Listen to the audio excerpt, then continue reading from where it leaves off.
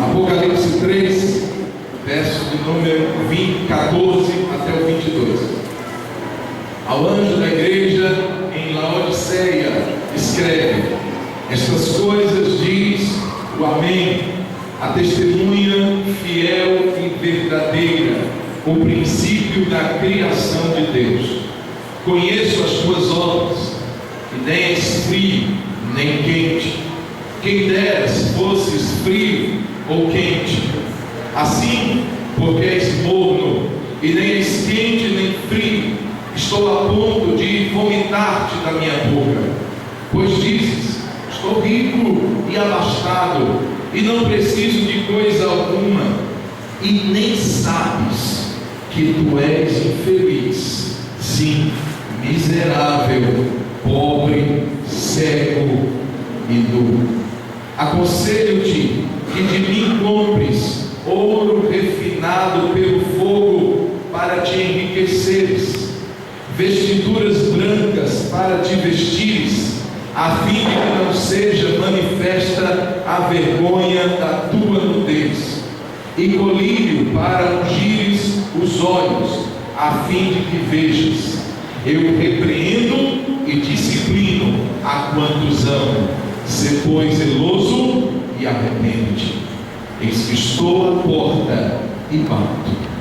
Se alguém ouvir a minha voz e abrir a porta, entrarei em sua casa e cearei com ele e ele comigo.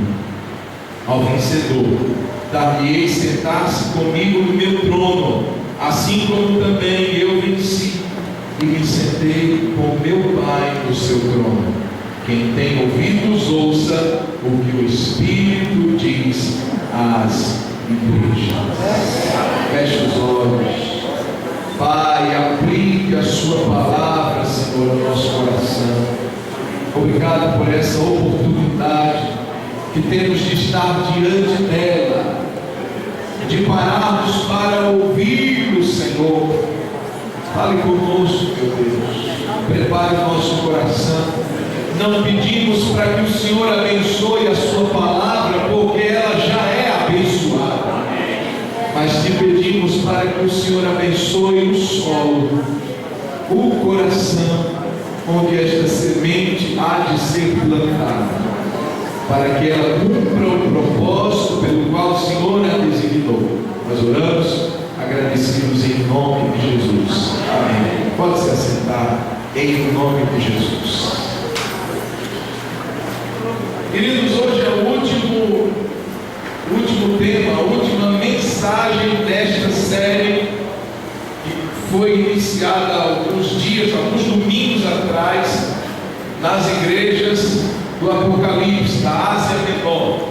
Nós vimos aqui sobre 6 igrejas até domingo passado. Hoje nós fecharemos com a 7ª igreja. Pastor, eu não pude participar do culto que falou da igreja de Éfeso, da igreja de Esmirna, da igreja de Pérgamo. Para a sua alegria, essas mensagens, como a de hoje, foram gravadas e elas estão disponíveis pelo YouTube. Se você quiser ouvir qualquer uma destas mensagens, a penúltima e esta última, claro que não. A gente está sendo editado na penúltima, o pastor Gilmar pregou, e essa ainda será editada. Mas as outras você pode assistir na sua casa pela internet.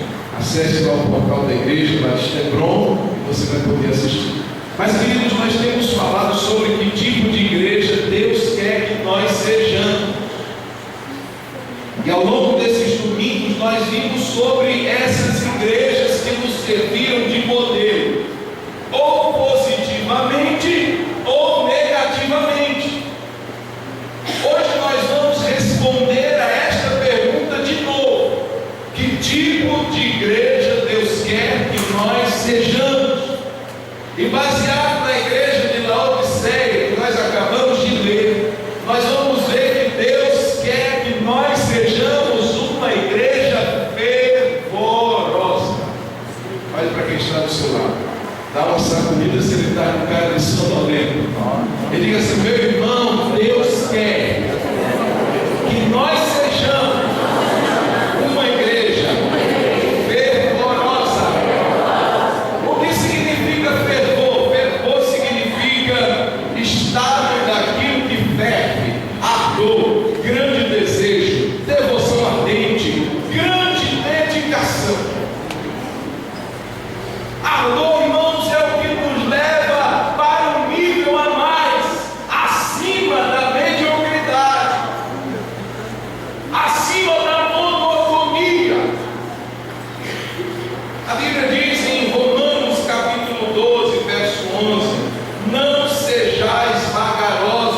cuidado, mas sede fervorosos no Espírito, servindo ao Senhor.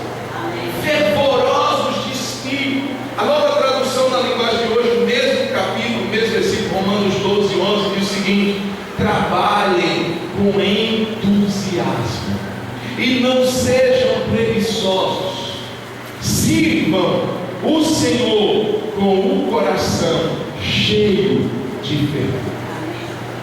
Irmãos, Deus, Ele quer ver esta disposição em nós. Deus, Ele não quer ver apenas alguém, ou uma igreja, ou um determinado grupo de cristãos apenas servindo a Ele, mas servindo daquela maneira arrastada, servindo daquela maneira assim, sem vontade de servir. Nós estamos fazendo. Não, nós estamos participando dos trabalhos do Senhor. Nós estamos fazendo a obra do Senhor. Mas não é apenas fazer. A motivação para Deus, ela também conta. Por isso que a palavra diz que devemos servir ao Senhor com o coração cheio de fervor, com entusiasmo, com grande devoção, dedicação. Salmo 100 diz servir ao Senhor com alegria. Deus não quer ver ninguém servindo a Ele por obrigação, ninguém servindo a Ele com medo de inferno ou qualquer outro medo aí. Se não fizer, Deus vai pesar a mão sobre mim. Deus vai me castigar. Deus vai fazer isso. E então a pessoa começa a fazer determinada coisa por obrigação. Não. Nós precisamos resgatar em nós o entusiasmo pelas coisas de Deus. Hoje, passando pelas ruas, entusiasmo foi o que não faltou em muitos lugares. Por onde nós passávamos, existia grupos ali, pulando, festejando, se alegrando, gritando, soltando bombas, foguetes, cheios de entusiasmo. Eu dou por visto aqueles que estão lá vendo o jogo, o que viram, o entusiasmo que eles ficaram. E muitas vezes, meus irmãos, quando se diz respeito à nossa vida com Deus, parece que isso não conta. Parece que esse entusiasmo ele não serve para ser aplicado nas coisas que fazemos para Deus, naquilo que nos motiva. Nós nos entusiasmamos com aquilo que nos motiva. Se os seus estudos te motivam, é o seu alvo, é o seu foco, você vai estudar com entusiasmo. Se o seu trabalho te motiva, você vai acordar todos os dias com entusiasmo para ir trabalhar, porque aquilo que você sonhou, pediu a Deus, orou, buscou. Se você vai fazer um curso de aperfeiçoamento dentro da sua área, e aquilo te motiva, é algo bom para a sua carreira, você acorda disposto, fica o dia todo comendo coisinhas ali, um lanchinho ali, fica até sem comer, mas o que vale é estar participando daquele momento. Mas quando é para Deus, muitas vezes nós estamos assim apagados, nós estamos sem esse fervor. Então, respondendo à pergunta, que tipo de igreja Deus quer que sejamos? Deus quer que sejamos uma igreja fervorosa. Eu não vi nenhum amém. Quer ouvir? Olhe para o seu irmão e diga para mim: meu irmão, vou te dizer mais uma vez, Deus quer que nós sejamos uma igreja entusiasmada, com desejo ardente, uma devoção ardente, uma dedicação para as coisas de Deus. Fervor tem a ver com intensidade, aquilo que nós fazemos e que nos leva a um nível intenso de emoção, de expressão, de ação, de atitude. Estou sendo intenso aqui. Isso é fervor, intensidade. É estar ligado no 220. É estar ligado na potência máxima para fazer algo para Deus. Pode ser algo que ninguém esteja vendo, só o Senhor. Aquilo precisa ser feito com entusiasmo, aquilo precisa ser feito com alegria, com energia, com dedicação. Aí você pergunta, então a igreja de Laodiceia era uma igreja fervorosa? Não. A igreja de Laodiceia não era uma igreja fervorosa. Na verdade, era tudo o que ela não era fervorosa. Mas na verdade foi exatamente essa a palavra que Jesus deu a ela, mostrando que esse era o desejo dele, para que aquela igreja fosse então uma igreja fervorosa. Quando Jesus então ele mostra o ponto fraco daquela igreja, ele está dizendo: eu quero de vocês exatamente o inverso. O que estava faltando naquela igreja de Laodiceia? Fervor. Não pode faltar na minha vida, nem na sua vida, nem na vida dessa igreja. Então, a primeira coisa, o verso 14, que eu gostaria que você acompanhasse comigo.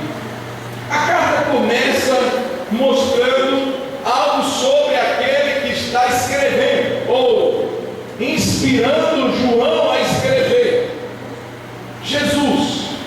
Então aqui, logo de início, há uma identificação do remetente, de quem está escrevendo aquela carta.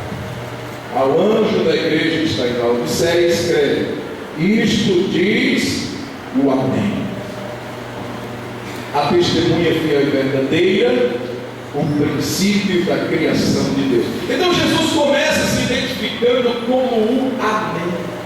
Jesus é o Amém. Engraçado, irmãos, que essa palavra ela sempre acompanha o final das nossas orações. Não é assim? Acompanhou o final da oração que Jesus ensinou: o Pai Nosso, livra-nos do mal. Amém. É como se fosse um fechamento. É como se tudo que foi dito até então, no Amém, fosse dado o veredito do verdadeiro, do confiável. Amém. Quando se sela uma oração, no caso aqui das cartas, a última carta, então, Jesus se revela como um Amém. É como que testificando todo. Aquilo que foi dito desde a primeira carta até esta última, Jesus fecha com um Amém. Eu sou o Amém, eu sou o verdadeiro, eu sou o completo. Amém fala de algo que se completa. Nós terminamos a oração e dizemos Amém. A oração foi completa, a sentença foi completa. Jesus está dizendo: eu sou o Amém. Eu sou aquele que é completo. A Bíblia diz que nele habita corporalmente toda a plenitude da divindade, em Jesus. Jesus é completo. E não apenas completo, mas também completa aqueles que se achegam a Ele. A verdade é essa: eu sou o Amém, eu sou o completo, eu sou o perfeito, eu sou o fechamento de todo o propósito de Deus para o homem. Eu sou o Amém. Irmãos, quando nós entendemos isso, nós entendemos que em Jesus nós também somos completados. Amém. Em Jesus nós recebemos a plenitude. O Amém é aquele que dá a perfeição, a intensidade, ele dá a plenitude de tudo que nós precisamos. Seja de paz, Jesus é o Amém. Da alegria que carecemos, Ele é o Amém. Das nossas necessidades, Ele é o Amém. Ele é aquele completo que completa. Tudo que a igreja precisa está no Amém. Está em Jesus. Conversava com o pastor e dizia assim: Pastor, eu fui pregar na igreja ontem que estava comemorando 4 anos de existência. E eles pagam aluguel lá, uns 4 anos, eles estão ali no bairro. E eles pagam aluguel altíssimo, altíssimo. Mais de 6 mil reais.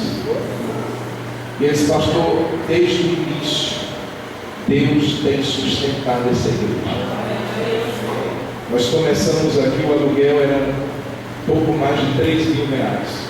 Com um mês de inauguração dessa igreja, o proprietário surtou e aumentou para quase 7 mil reais. E tinha um contrato assinado. Nós entramos na justiça, foi aquela coisa. Mas nós estamos aqui durante 4 anos e o Senhor vai nos dar esse lugar. Eu digo amém. E ele disse, pastor, eu nunca costumo pedir dinheiro. Traga, sugar, fica naquela insistência.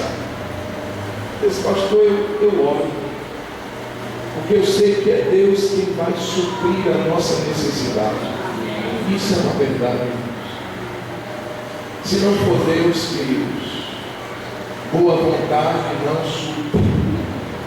É Deus que toca nos corações, é Deus que desperta o espírito daqueles que estão sensíveis a Ele. Pessoas dizem assim, eu sou uma pessoa comum, eu vou ofertar, vou dizimar.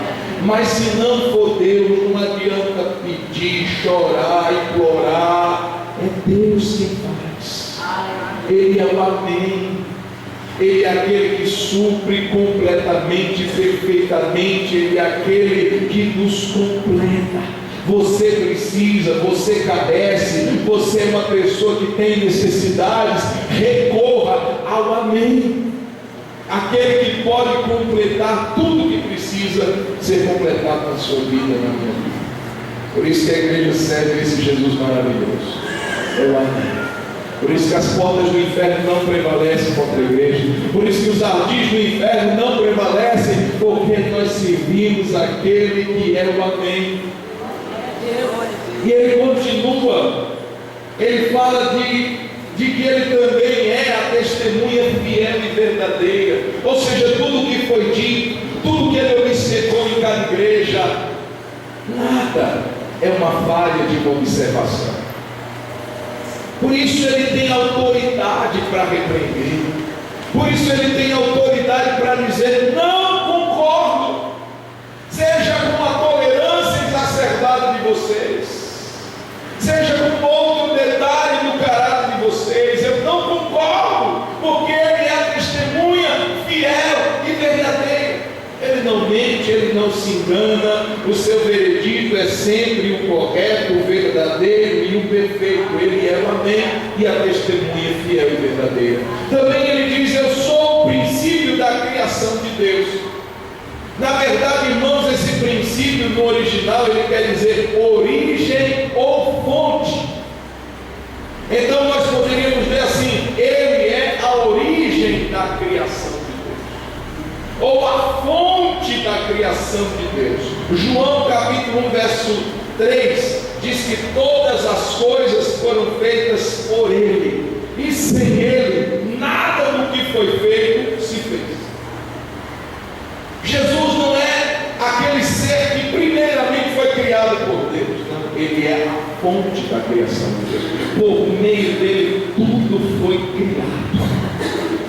Muitas seitas, irmãos, se apegam em um ensinamento errado de que Jesus foi o primeiro ser a ser criado por Deus. Então ele não é Deus, ele é apenas uma criatura. As seitas que defendem isso e não colocam Jesus como Deus, mas como uma criação exaltada, elevada, mas uma criatura. Não, Jesus ele é a origem, Jesus ele é a fonte. Por meio dele Deus criou todas as coisas. Ele é a palavra do Gênesis, e Deus disse, haja. Essa palavra liberada é o Senhor, o Logos, a palavra que se fez carne e habitou entre nós, o Verbo encarnado é o Senhor Jesus. E por meio dele você, eu e todas as pessoas e tudo que existe, e todo ser que respira, foi feito por intermédio de Jesus. Ele é a fonte, Ele é a origem da criação de Deus, ou seja, Ele é o Todo-Poderoso. Ele pode criar, Ele pode mudar, Ele pode transformar, Ele é a origem. Às vezes vivemos situações, irmãos, com pessoas, e agora eu falo no nível espiritual. Nós dizemos assim: essa pessoa nunca vai mudar. Esse parente que eu tenho, pastor, esse irmão que eu tenho, ao meu pai, à minha mãe, ao meu marido, à minha esposa, nunca vai mudar. Tem jeito para ele não.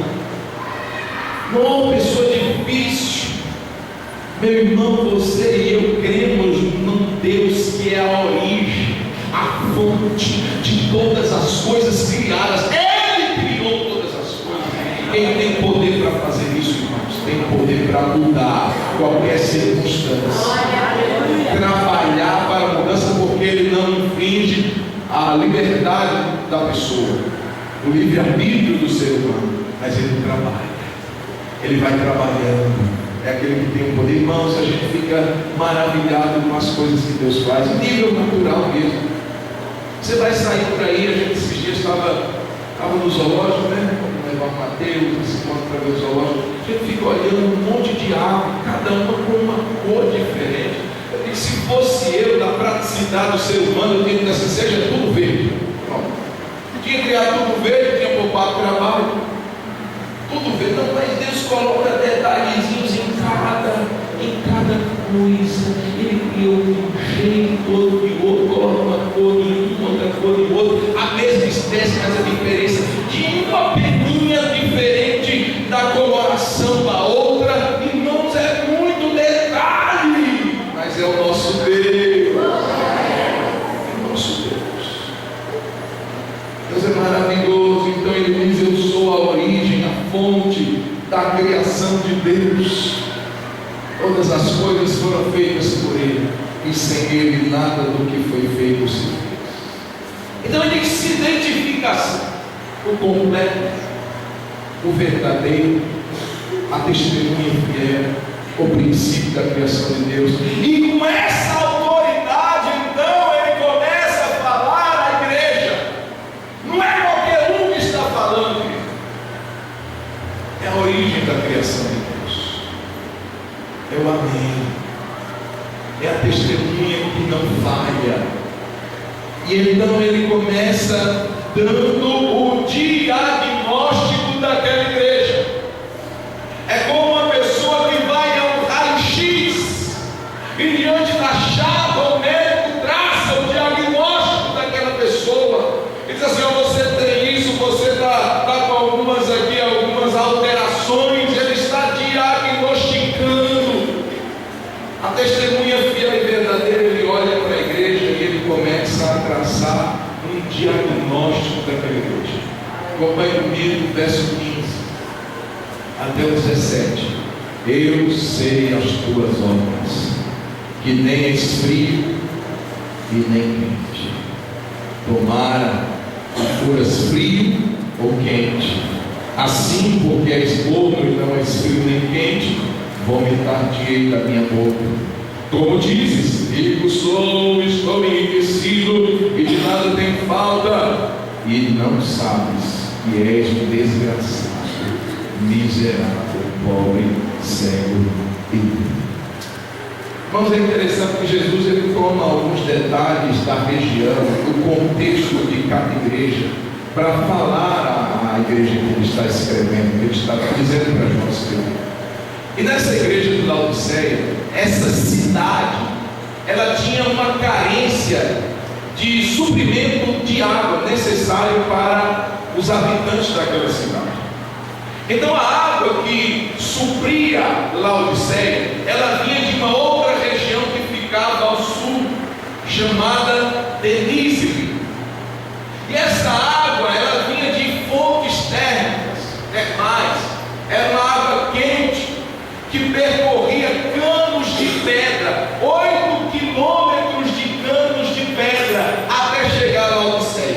Então ela saía de lá quente,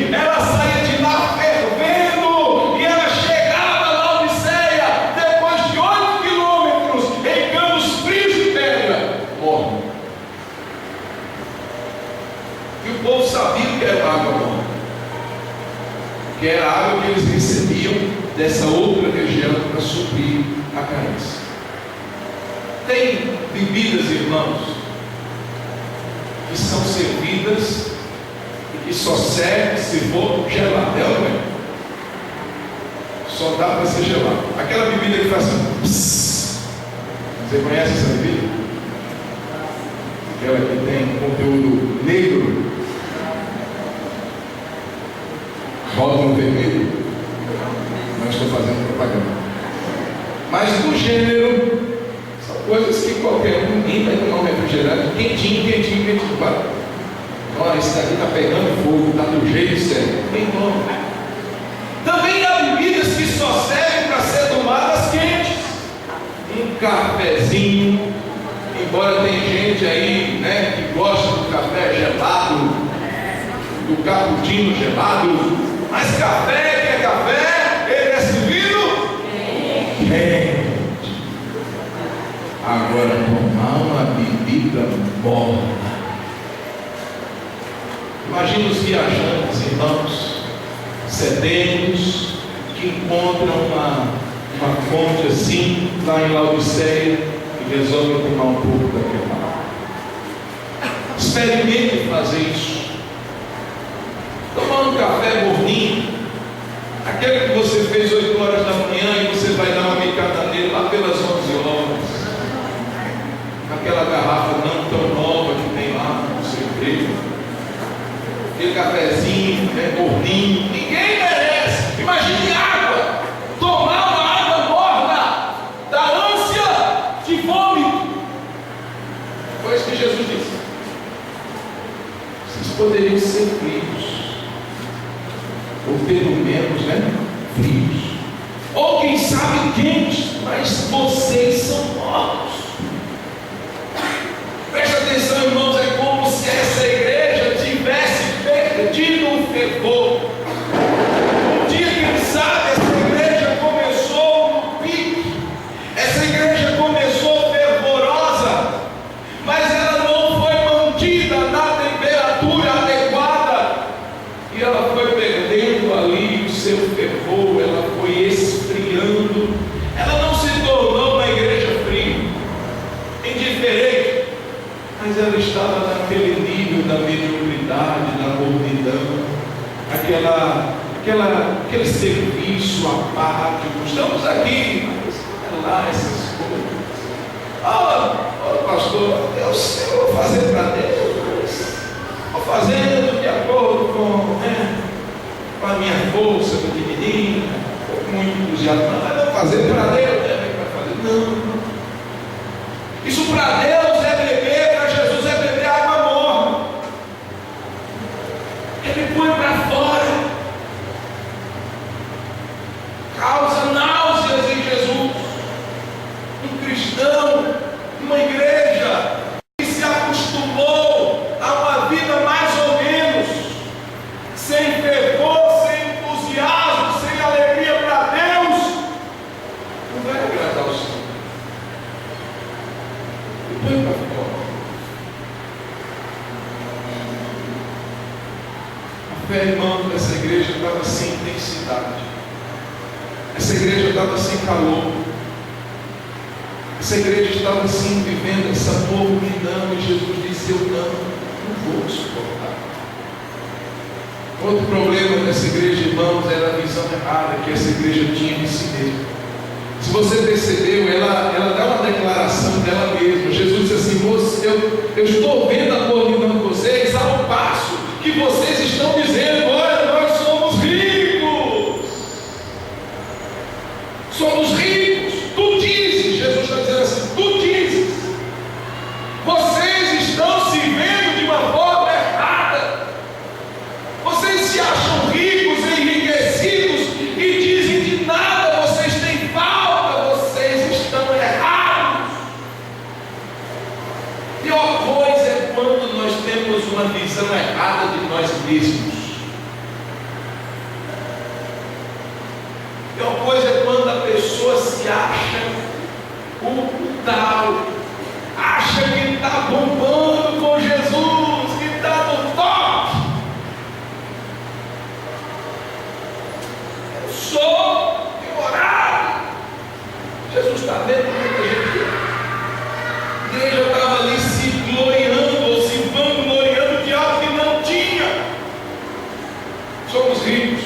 Na verdade, o problema dessa igreja, irmãos, é que ela tinha absorvido a cultura da cidade. Laodiceia é uma cidade riquíssima. A história diz que no ano 60, depois de Cristo, essa cidade viveu um terremoto. Um terremoto que abalou muitas cidades dessas igrejas que nós estamos vendo aqui. Mas em Laodiceia causou um estrago violento. E Roma ofereceu os seus préstimos. Roma ofereceu ajuda, uma verba. Nós vamos mandar dinheiro para vocês reconstruir Laodiceia. Se fosse aqui no Brasil, o que você acha que ia acontecer?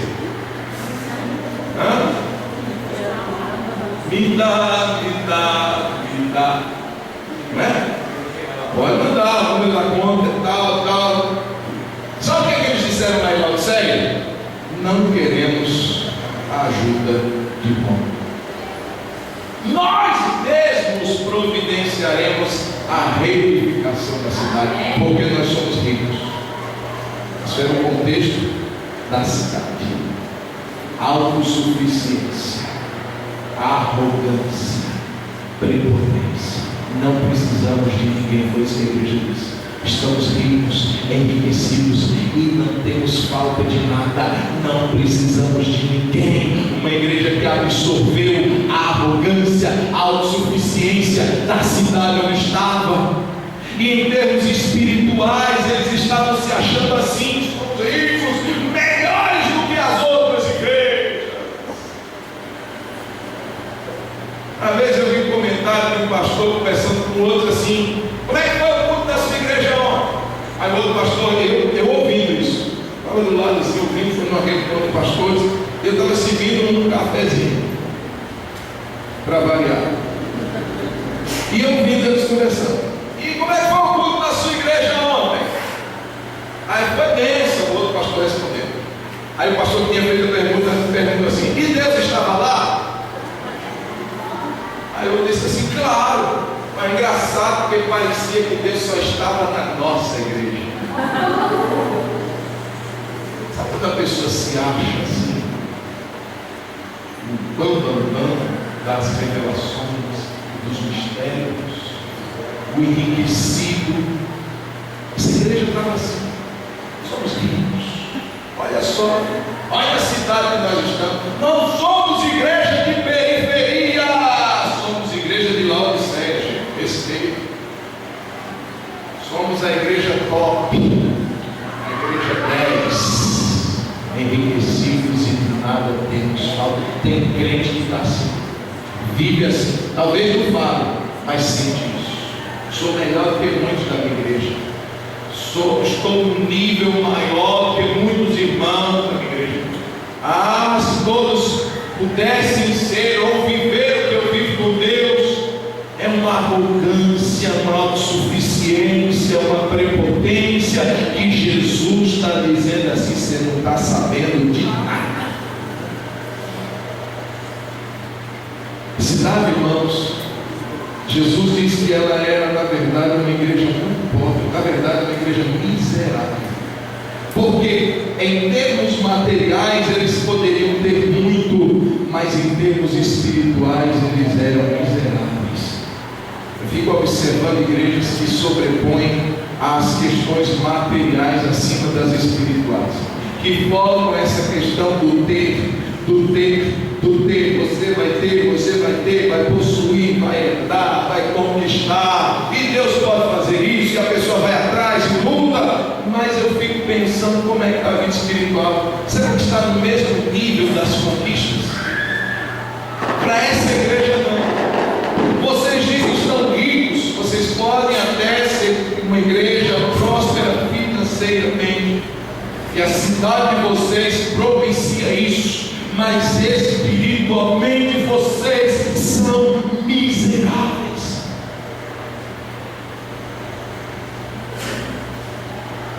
Nosso testemunho, irmãos, precisa tomar muitas vezes uma conotação diferente. Bênção não é somente aquela que eu apalpo, não é somente aquela que eu consigo sentir. As bênçãos muitas vezes são as que eu estou vivendo na minha vida com Deus, nas provas, nas dificuldades. Eu vejo a mão de Deus me sustentando, eu vejo a mão de Deus me erguendo. Muitas são as aflições do justo, mas o Senhor de todas o livra, e se ele cair, não ficará prostrado, porque o Senhor o levanta. E muitas vezes nós estamos nos enriquecendo em Deus. Irmão de condição livre, glorice na sua condição, diz o apóstolo Tiago. Muita gente está vivendo em depressão, irmãos, no meio cristão, porque está ouvindo essa massificação da mensagem, do ter, e a pessoa olha para ele e diz assim: eu não tenho tanto como aquele irmão. Eu não tenho tanto, não tenho aquilo que aquele outro tem, não tenho um carro zero, não tenho uma casa com 50 cômodos, eu não tenho um salário como o outro irmão. E a pessoa fica: Deus não me ama. Irmãos, isso não é parâmetro para medirmos o amor e o cuidado de Deus por nós. Essa igreja tinha uma abastança material, mas Jesus olha para essa igreja e diz: vocês são miseráveis. Muitas vezes aquela igreja, que nem é uma igreja da cidade, do bairro, é uma igreja de periferia, às vezes não tem uma estrutura tão boa, porque não pode de fato ter, às vezes vive até do aluguel, a dificuldade ali de conseguir as coisas. Aí muitos olham e dizem assim: igreja, será que Deus está abençoando? Nada, Deus nem está aí nessa igreja. Às vezes é lá que Deus tem abençoado de forma poderosa, mais do que outras que talvez tenham tudo e Deus não esteja assim, operando dessa forma. Isso não é parâmetro, irmão, não é termômetro. Só aquele que é a testemunha fiel e verdadeira sabe dizer. Ele tem autoridade para dizer. E ele chega para essa igreja rica, abastada, e diz: vocês são miseráveis.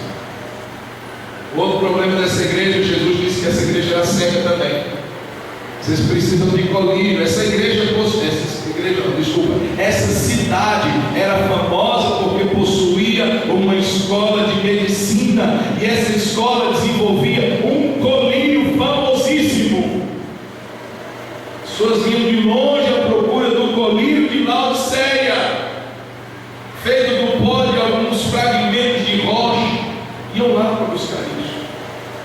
Ao passo que a igreja não conseguia enxergar quase nada, olhava para ela mesma e não conseguia se ver. Jesus disse assim: compra colírio da minha mão para ungir os seus olhos, porque vocês são cegos, vocês não estão se enxergando. Essa cidade também, queridos, ela possuía uma fábrica de roupa e tapete, que era feita através de uma lã negra, macia e brilhosa. Então eles confeccionavam roupas. E Jesus censura essa igreja porque essa igreja estava sem roupa, miserável, pobre, cego e nu. Uma igreja sem decência. Jesus assim: compra de mim para cobrir a vergonha da tua nudez. Era uma igreja pobre espiritualmente, cega, que não conseguia se avaliar. A Bíblia diz que cada um examine-se a si mesmo. É a capacidade de nos julgarmos. Poucos têm essa capacidade. Muitos se julgam de uma forma errada, como no caso dessa igreja. Não tem nada de mudar, não. Não, isso daí que eu fiz e faço. Não vou mudar nada, estou certo em tudo. Está vivendo conflito até dentro de casa. Não cede, porque firma naquela visão errada de si mesmo. Eu sempre tenho a razão. Será que sim? Será que esse julgamento é correto? Será que nós estamos nos vendo de fato como somos? Será que não precisamos mudar nada? Era uma igreja que não se enxergava.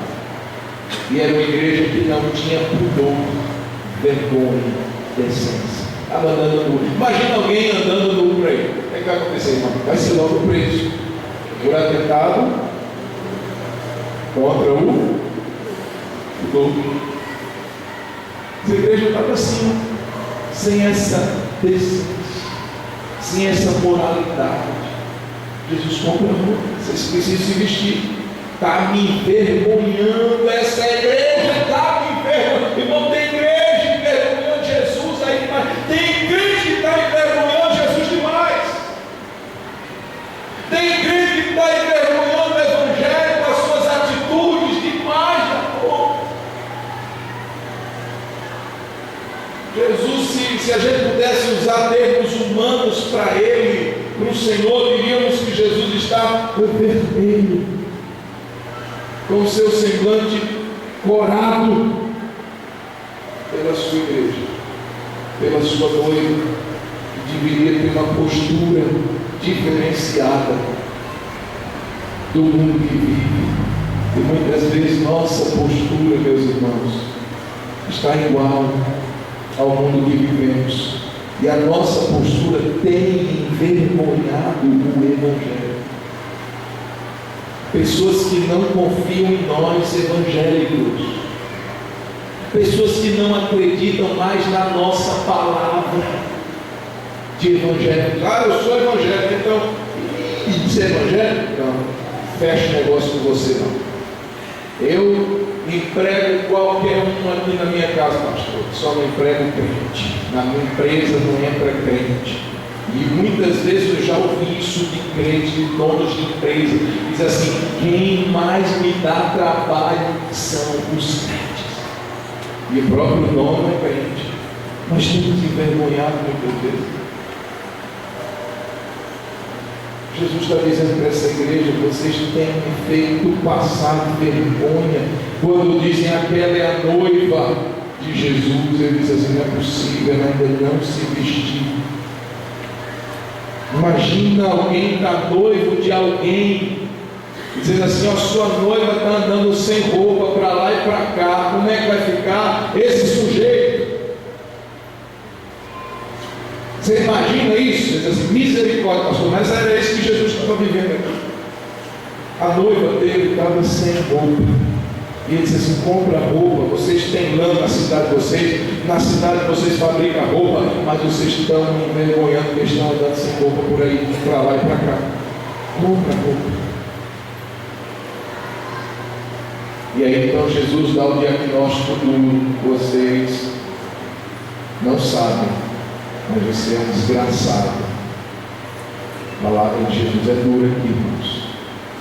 Miserável, pobre, cego, só que, irmãos, Jesus, ele repreende a quem ele ama. Você pode dizer isso mais forte? Diga assim: Jesus repreende a quem ele ama. Diga assim: eu sou amado por Jesus. Somos amados, irmãos. Mas muitas vezes Jesus vai puxar a nossa orelha, puxar a orelha da sua noiva, puxar a orelha da sua igreja. Jesus vai nos chamar para sentar e bater o papo e dizer assim: não estou gostando. E aí ele fala de um investimento que nós precisamos fazer, que a igreja precisa fazer. Verso 18, acompanhe: aconselho-te. Olha assim, olha que coisa linda, irmão de Jesus. Ele poderia usar uma palavra mais dura assim: eu te obrigo a você. Não, ele diz assim: aconselho-te. Olha a docilidade de Jesus, olha a maneira como ele nos repreende,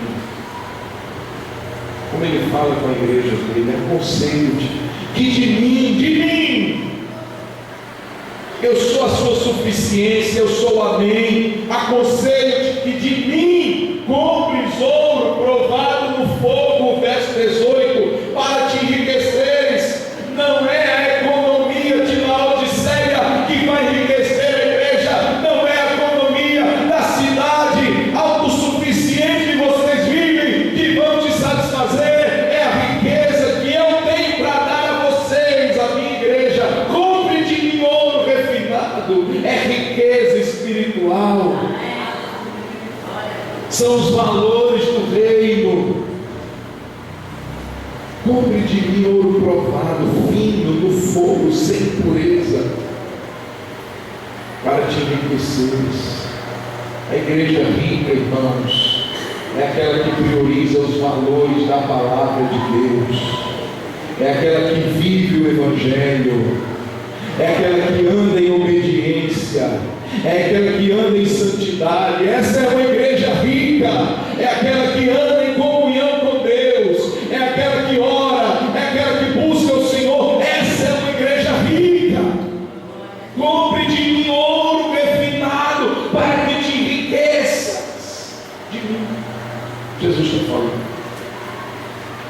E esse comprar, irmãos, ele não tem nada a ver com o dinheiro a ser ofertado para Jesus.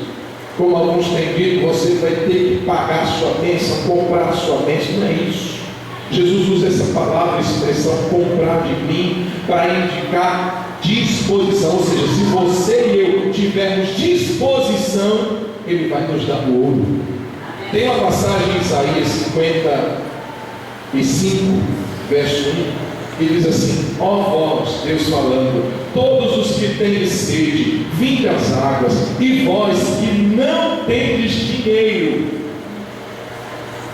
vinde, comprai e comei. Sim, vinde, comprai, sem dinheiro e sem preço, vinho e leite. Como é que alguém compra sem dinheiro, irmão? Fiado. Mas Jesus não está falando nada de fiado. Ele diz assim: compre de mim sem dinheiro, eu te dou, só preciso ver em você disposição. Se eu ver disposição, é seu. É isso que Jesus está dizendo. Tem que comprar, tem que, eu preciso comprar, vejo, comprar. Não, é disposição. O que é que Jesus quer em mim e em você? Disposição. Compre de mim ouro refinado no fogo, para te enriqueceres. Depois ele diz assim também, no verso número 18: vestes brancas. Como vestes brancas? Na cidade de vocês vende uma roupa preta, negra, a lã é negra, e um tipo de ovelha lá é negra, mas você vai comprar de mim vestes brancas.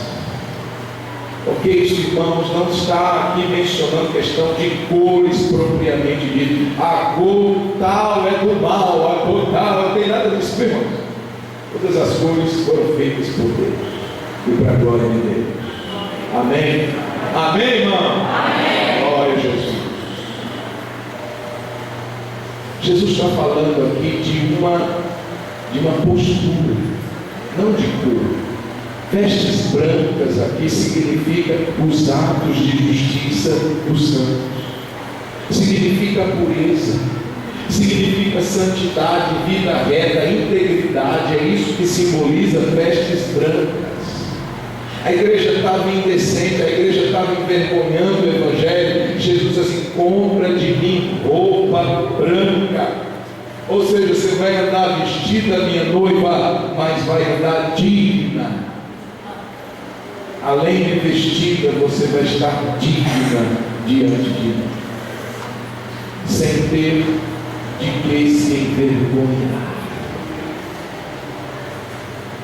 Na passagem de Zacarias, em que o sacerdote Josué é descrito como vestindo roupas manchadas, e diz a Bíblia que Satanás estava se opondo, ou seja, acusando. Olha só, irmãos, quando existe um crente com vestes manchadas, Satanás está ali ao seu lado para o acusar todo o tempo. Ó, está vendo? Você diz que é crente, mas olha como é que está a sua vida. Vai ser mentindo aí, ó. Vai ser enganando aí. Vai ser fazendo o que não deve. Ele acusa. Por isso que Jesus disse assim: olha, compra vestes brancas de mim. Satanás não vai ter de que te acusar, você não vai ter de que se envergonhar, você vai erguer a sua cabeça e vai caminhar com a minha luz resplandecendo no seu semblante, porque você não tem pegas, você não tem de que se envergonhar. Vestes brancas. Como é que estão as nossas vestes, irmãos? Como é que estão as nossas vestes? Como é que está a nossa conduta? Será que temos andado dignamente diante do Senhor? O domingo, irmãos, é uma bênção em termos de andarmos dignamente. A segunda-feira, a terça-feira, a quarta, a quinta, a sexta, o sábado são tão santos e importantes e especiais quanto o domingo. E as nossas vestes precisam estar brancas em todo o tempo. A Bíblia diz em todo o tempo. Vamos dizer comigo? Diga assim: em todo o tempo sejam alvas as tuas vestes e nunca falte o óleo sobre a tua cabeça. Diga para o seu irmão essa palavra. Diga para o irmão, a Bíblia diz: em todo o tempo sejam alvas as tuas vestes e nunca falte o óleo sobre a tua cabeça. Vamos, vestes alvas em todo o tempo. Você vai viver provas, irmãos, em que Satanás vai tentar manchar a sua roupa, a minha roupa. É uma questão de segundos e a nossa roupa branquinha vai manchar, se nós não vigiarmos. Ele anda com um balde de lama, esperando um descuido, um vazio, uma falta de vigilância para jogar em nós. É um pecado. Ele tenta nos afundar nele. Ele tenta dizer assim: essa lama vai ser melhor para a sua vida, para as suas roupas. Irmãos, por que vestes brancas? Olha o cuidado de Deus, irmãos. Quando você suja uma manchinha pequena numa roupa de tonalidade mais escura, dá para perceber rapidamente. E uma roupa, uma tonalidade forte, um azul marinho, um preto, será que percebe mais fácil? Agora, se você mancha só um pinguinho do molho de tomate, você estava comendo uma lasanha gostosa que a sua esposa fez antes de você vir para a igreja, ao molho de tomate, aquela coisa suculenta, e ali num descuido, pinguinho foi na sua roupinha branca. O que é que você faz? Misericórdia. Tenta limpar aqui, meu amor. Não dá para sair não? Eu vou trocar, porque dá para ver. Assim que alguém bate o olho, dá para ver. Você já viu como é que é, irmãos? Se uma pessoa qualquer comete qualquer deslize, ninguém comenta. Agora, se um crente deslizar, vai virar notícia no próximo dia. Se um qualquer aí deu uma mancada, agora se um crente der uma mancada, vai gerar palavra, porque todo mundo nota. Sua roupa é branca, minha roupa é branca, pode cair uma gotinha, um pouquinho, dá para notar. Glória a Deus por isso, tem que ser assim mesmo. Andar com coisinha oculta no coração não é de Deus. E assim que virmos uma situação manchada na nossa vida, aleluia, o sangue de Jesus Cristo nos purifica de todo pecado. Se confessarmos os nossos pecados, Ele é fiel e justo para nos perdoar de todo pecado. Aleluia, aleluia. Vestes brancas, pureza, santidade. E na cidade, irmãos, que vendia colírio, Deus disse assim: compra de mim colírio e unja os seus olhos para que você veja, para que você veja não o seu irmão, para que você veja não os defeitos do seu próximo, para que você fique ali olhando e analisando o que você precisa mudar. Nós somos expertos em observar a mancha na roupa dos outros. No vizinho, no irmão, no esposo, na esposa. Mas nós, esse colírio, irmãos, o uso dele vai nos permitir enxergarmos as nossas manchas. É isso que Jesus quer. Compre o colírio para que você veja. Finalizando, irmãos, aí caminhando rapidamente no final, verso 19, verso 20. Atitudes que a igreja deveria tomar. Eu repreendo e castigo a todos quantos amo. Sê, pois, zeloso e arrepende-te. Eis que estou à porta e bato. Se alguém ouvir a minha voz e abrir a porta, entrarei em sua casa e cearei com ele e ele ceará comigo. Que atitudes a igreja precisa tomar? A primeira que nós vemos aqui, irmãos, é aceitar a repreensão de Deus. Ele está dizendo assim: eu repreendo e castigo a todos quantos eu amo. Tem gente que não gosta de ser repreendido. Na verdade, a maioria de nós, se não todos, não é de preferência sermos repreendidos, não é verdade? Mas nós temos que ver isso como uma atitude de amor àqueles que recebem uma repreensão e logo se armam, e logo se revoltam, resistem à repreensão, se encolerizam, rejeitam. Não vou aceitar isso. Quem é ele? Quem é ela? Mas a nossa atitude deve ser: Senhor, tu tens falado comigo, puxado a minha orelha, me repreendido, doeu no meu coração, mas é porque o Senhor me ama, é porque o Senhor quer me curar, é porque o Senhor quer que eu vá para o céu. Então eu vou aceitar a repreensão do Senhor. Filho meu, não rejeites a disciplina do Senhor, nem te dojes quando por ele fores repreendido, porque o Senhor corrige a quem ele ama. Se Deus não pode nos corrigir, nós não somos filhos. Se somos resistentes, é porque nós não temos um coração de filho. Ele repreende e castiga a todos quantos ele ama. Ele mais: seja zeloso, seja diligente, seja intenso. É a atitude que aquela igreja deveria tomar a partir de então. Jesus, ele dá uma dura naquela igreja, mas ele não joga aquela igreja fora. Ele diz assim: dá tempo, seja zeloso, eu estou repreendendo vocês, porque eu os amo e eu quero que vocês tomem uma posição nova, uma postura diferente. Saia dessa mornidão, seja zeloso, seja diligente, seja intenso. Dá tempo de mudar, irmãos. Amém?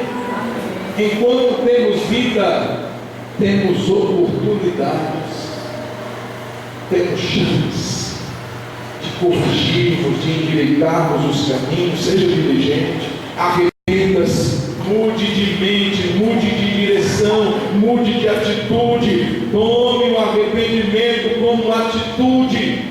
Mas o engraçado, irmãos, é o que ele diz logo no final desse verso: eu estou à porta e bato. Quantas vezes nós não usamos esse texto para os que não têm Jesus?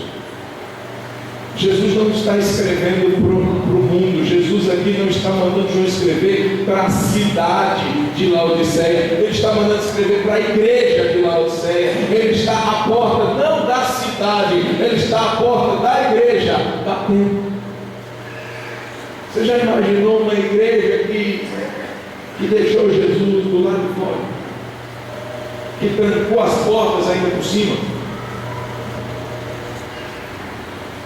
E Jesus está lá, a porta estava fechada, a porta da igreja estava fechada para Jesus. Ele estava lá, ele não arromba, ele não tem a chave. Embora ele seja o dono da igreja, mas ele não tem a chave.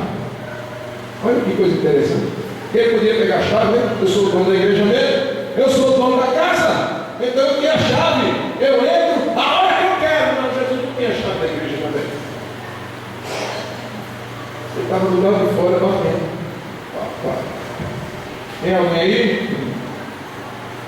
Tem alguém aí? Olha que pergunta, gente. Imagina, só tem alguém em casa? Jesus está batendo no coração da gente hoje. Tem alguém aí, irmão? Tem alguém aí? Tem alguém aí, gente? Olha para quem está do seu lado, vê se tem alguém aí. Amém? Tem alguém sim, alguém tem que tomar a iniciativa de se levantar e de abrir a porta. Alguém tem que fazer isso. Alguém tem que fazer. Alguém tem que tomar uma atitude, alguém tem que mudar a situação. É isso que Jesus está dizendo. Eu estou à porta, estou batendo. Se alguém abrir, eu vou entrar e você abre. Ou seja, eu vou gerar na igreja um ambiente de comunhão. Por que Jesus quer entrar na igreja, irmãos? É para gerar na igreja um ambiente de comunhão. Primeiramente com Ele. Ele vai sentar conosco e vai cear conosco. Irmãos, essa cultura de cear não é como a nossa dos ocidentais. Nós estamos ali, terminamos o trabalho, o horário do serviço, saímos da escola, vamos comer alguma coisa lá, ou então você senta numa mesa que tem mais umas 5 pessoas que você não conhece, você está comendo ali junto com elas. Esse costume.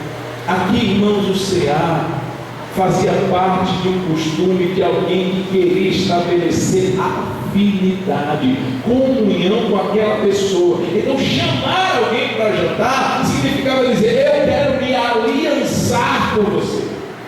Eu quero que a partir de hoje nós tenhamos algo em comum, uma comunhão. Nós vamos unir os nossos povos.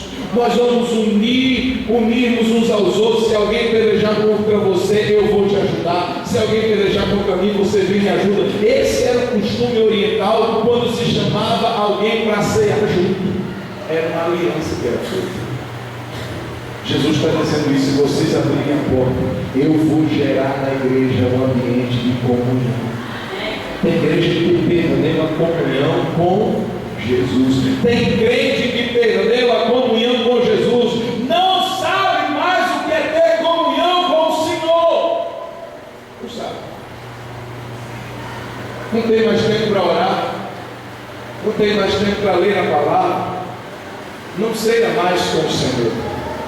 O Senhor está do lado de fora, a vida está vazia, a mesa está vazia, a cadeira está vazia, a mesa não tem nada, porque não tem comunhão. Jesus quer entrar e quer cear conosco, e quer ter comunhão conosco, e quer ter intimidade conosco. Mas a gente precisa se levantar e abrir a porta para Ele. Amém? No chamado comum. E Ele termina dizendo: ao que vencer, lhe concederei que se assente comigo no meu trono, assim como eu venci e me assentei com meu Pai no seu trono. Vencer é o alvo da igreja. Diga comigo: vencer é o meu alvo. Mais uma vez, vencer é o meu alvo. Olha só, ao que vencer. Esse vencer, irmãos, é chegar bem com Jesus até o fim da nossa vida. Começar bem e terminar desviado não é vencer. Pastor, mas eu já vivi muita glória, muito poder na minha vida, Deus já me usou demais. Passado, meu irmão, não serve para nada a não ser lições, aprendizados, experiências, mas não me garante nada em relação ao futuro. Ao que vencer é o meu alvo, é a minha meta. Eu preciso todos os dias acordar com essa disposição. Eu quero vencer, eu quero ir com Jesus até o fim e quero terminar bem. Meus irmãos, como eu disse, domingo passado nós estávamos juntos adorando a Deus, a igreja, o banco lá estava. Ninguém diria que essa semana ele iria partir. Ninguém diria que no próximo domingo ele não estaria mais entre nós. Nós não sabemos o nosso dia, nós não sabemos quando o Senhor vai nos chamar. Por isso nós precisamos estar vigilantes e preparados a todo instante, porque é nesse momento que nós podemos vencer ou perder. Eu tenho certeza que o nosso irmão venceu. Eu espero que quando Jesus me chamar, eu também vença. E você também vença. Ao vencedor, é o nosso alvo. Eu quero vencer. Quero estar bem com Jesus até o meu último dia nessa terra. Ao que vencer, eu vou dar uma posição de autoridade. Vai se assentar comigo no meu. Eita, irmão, você já imaginou isso? Você não vai sentar na arquibancada, não. Você vai sentar junto com Jesus. Aonde? Aonde? Onde é que está aí, irmão? Onde é que está aí na sua Bíblia? O que é que tem dito aí? No trono. Se assentará comigo no meu. Que posição de honra, de autoridade. Mas é o que vencer, é o nosso alvo. E o verso 22, ele fala da disposição contínua da igreja, diária. Eu não posso perder essa disposição.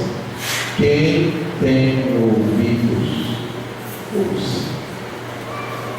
Quem tem ouvidos, ouça. Porque o Espírito diz a igreja.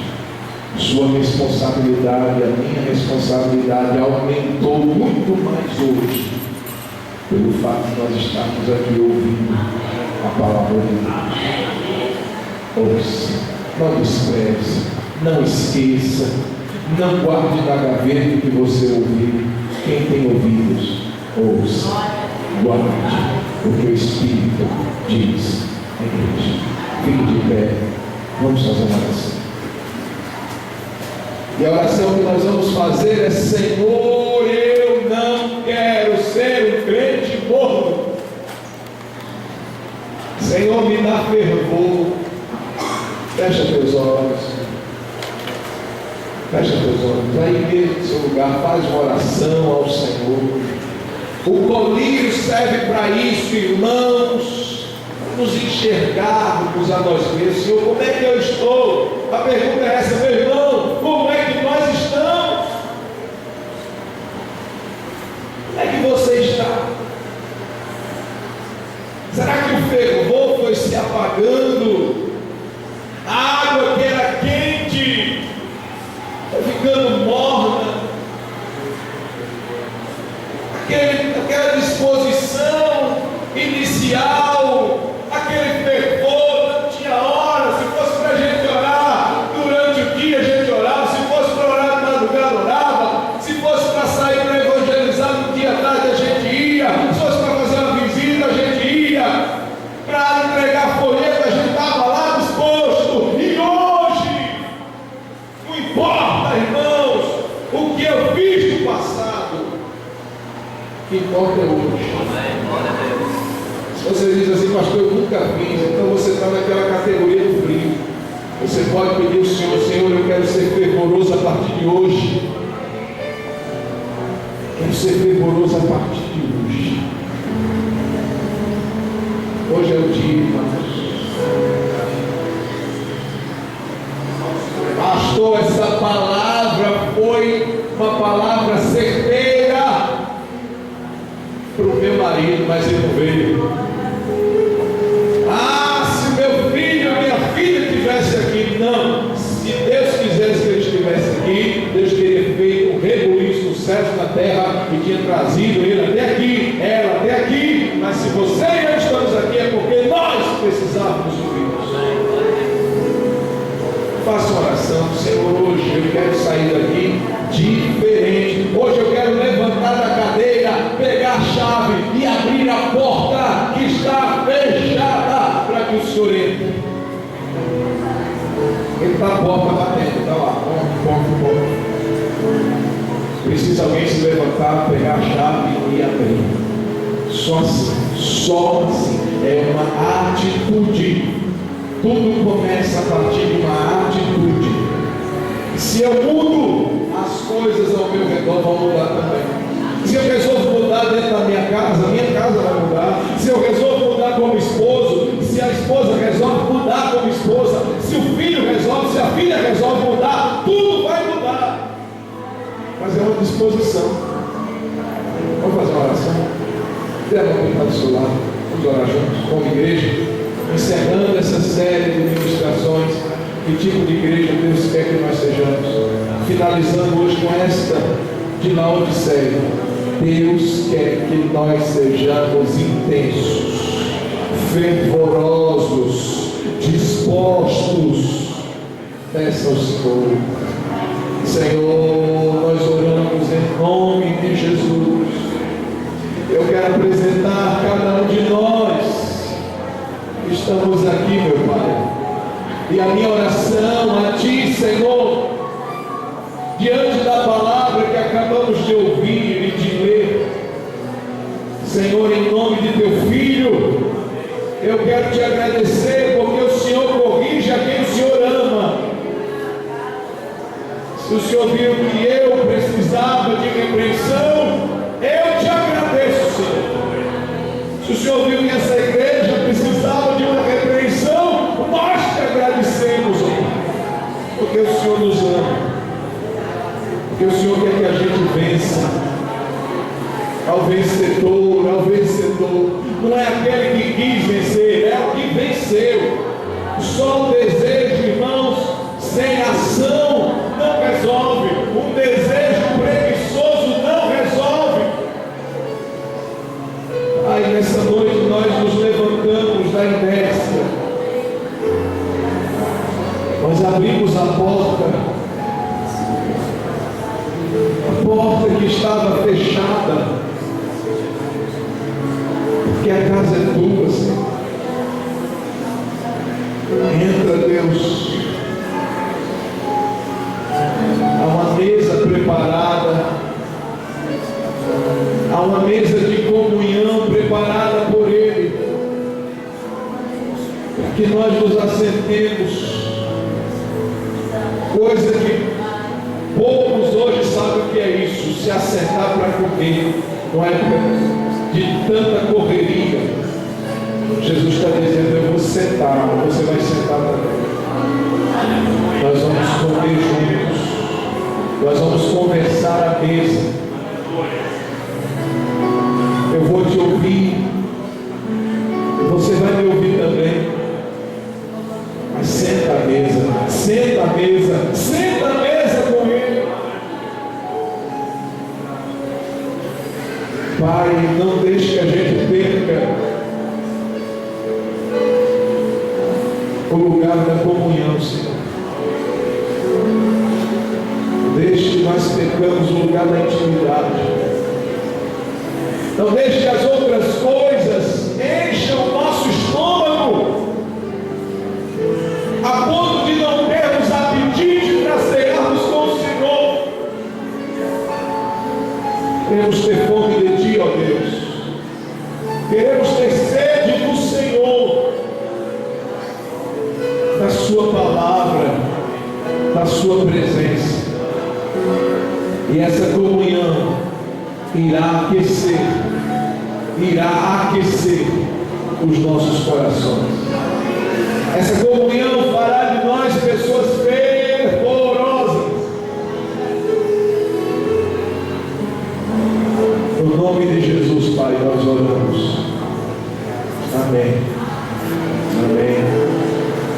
Amém. Glória a Jesus. Bendito seja o nome do Senhor.